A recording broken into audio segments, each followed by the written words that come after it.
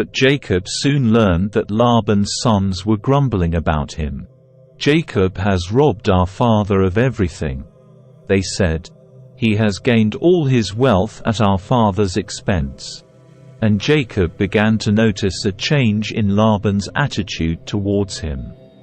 Then the Lord said to Jacob, "Return to the land of your father and grandfather and to your relatives there, and I will be with you." So Jacob called Rachel and Leah out to the field where he was watching his flock.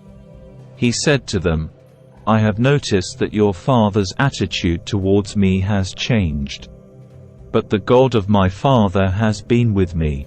You know how hard I have worked for your father, but he has cheated me, changing my wages 10 times. But God has not allowed him to do me any harm. For if he said, 'The speckled animals will be your wages,' the whole flock began to produce speckled young. And when he changed his mind and said, 'The striped animals will be your wages,' then the whole flock produced striped young. In this way, God has taken your father's animals and given them to me. One time during the mating season, I had a dream and saw that the male goats mating with the females were streaked, speckled, and spotted. Then in my dream, the angel of God said to me, 'Jacob.' And I replied, 'Yes, here I am.' The angel said, 'Look up, and you will see that only the streaked, speckled, and spotted males are mating with the females of your flock. For I have seen how Laban has treated you. I am the God who appeared to you at Bethel, the place where you anointed the pillar of stone and made your vow to me. Now get ready and leave this country and return to the land of your birth.' Rachel and Leah responded, 'That's fine with us. We won't inherit any of our father's wealth anyway. He has reduced our rights to those of foreign women. And after he sold us, he wasted the money you paid him for us. All the wealth God has given you from our father legally belongs to us and our children. So go ahead and do whatever God has told you.'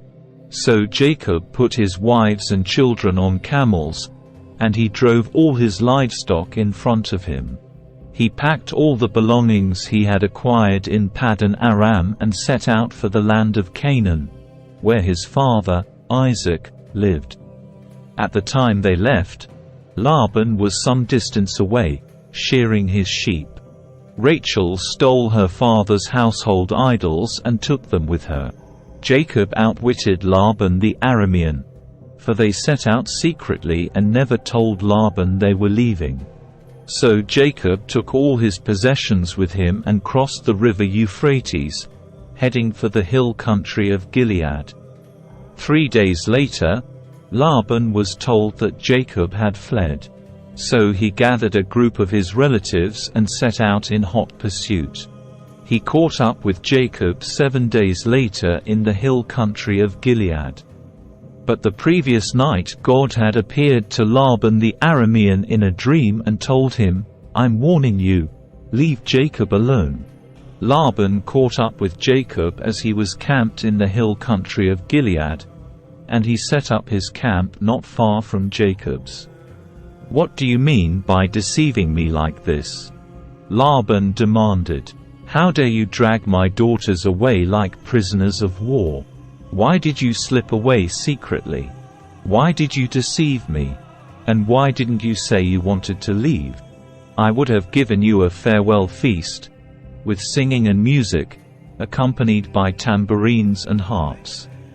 Why didn't you let me kiss my daughters and grandchildren and say goodbye to them? You have acted very foolishly. I could destroy you, but the God of your father appeared to me last night and warned me, 'Leave Jacob alone.' I can understand your feeling that you must go, and your intense longing for your father's home. But why have you stolen my gods?" "I rushed away because I was afraid," Jacob answered. "I thought you would take your daughters from me by force. But as for your gods, see if you can find them, and let the person who has taken them die. And if you find anything else that belongs to you, identify it before all these relatives of ours, and I will give it back." But Jacob did not know that Rachel had stolen the household idols. Laban went first into Jacob's tent to search there, then into Leah's, and then the tents of the 2 servant wives, but he found nothing. Finally, he went into Rachel's tent. But Rachel had taken the household idols and hidden them in her camel saddle, and now she was sitting on them. When Laban had thoroughly searched her tent without finding them, she said to her father, "Please, sir, forgive me if I don't get up for you. I'm having my monthly period." So Laban continued his search, but he could not find the household idols. Then Jacob became very angry, and he challenged Laban. "What's my crime?" he demanded. "What have I done wrong to make you chase after me as though I were a criminal? You have rummaged through everything I own. Now show me what you found that belongs to you. Set it out here in front of us, before our relatives, for all to see. Let them judge between us. For 20 years I have been with you, caring for your flocks. In all that time your sheep and goats never miscarried. In all those years I never used a single ram of yours for food. If any were attacked and killed by wild animals, I never showed you the carcass and asked you to reduce the count of your flock.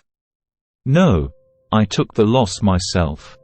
You made me pay for every stolen animal, whether it was taken in broad daylight or in the dark of night. I worked for you through the scorching heat of the day and through cold and sleepless nights. Yes, for 20 years I slaved in your house. I worked for 14 years earning your 2 daughters, and then 6 more years for your flock. And you changed my wages 10 times. In fact, if the God of my father had not been on my side, the God of Abraham and the fearsome God of Isaac, you would have sent me away empty-handed. But God has seen your abuse and my hard work. That is why he appeared to you last night and rebuked you." Then Laban replied to Jacob, "These women are my daughters, these children are my grandchildren, and these flocks are my flocks. In fact, everything you see is mine. But what can I do now about my daughters and their children? So come, let's make a covenant, you and I, and it will be a witness to our commitment." So Jacob took a stone and set it up as a monument. Then he told his family members, "Gather some stones." So they gathered stones and piled them in a heap. Then Jacob and Laban sat down beside the pile of stones to eat a covenant meal.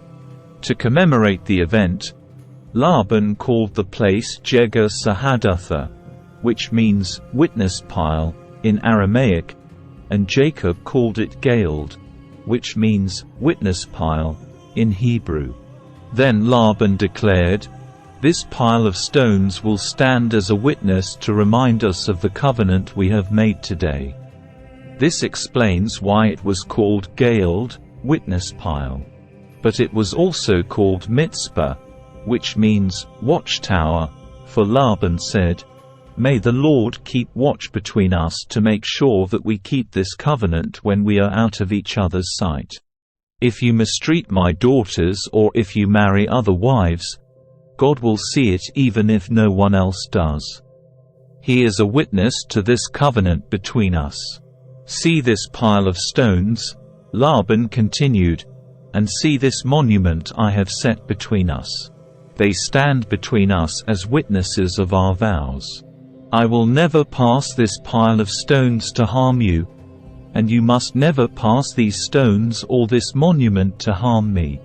I call on the God of our ancestors, the God of your grandfather Abraham and the God of my grandfather Nahor, to serve as a judge between us." So Jacob took an oath before the fearsome God of his father, Isaac, to respect the boundary line. Then Jacob offered a sacrifice to God there on the mountain and invited everyone to a covenant feast. After they had eaten, they spent the night on the mountain. Laban got up early the next morning, and he kissed his grandchildren and his daughters and blessed them. Then he left and returned home.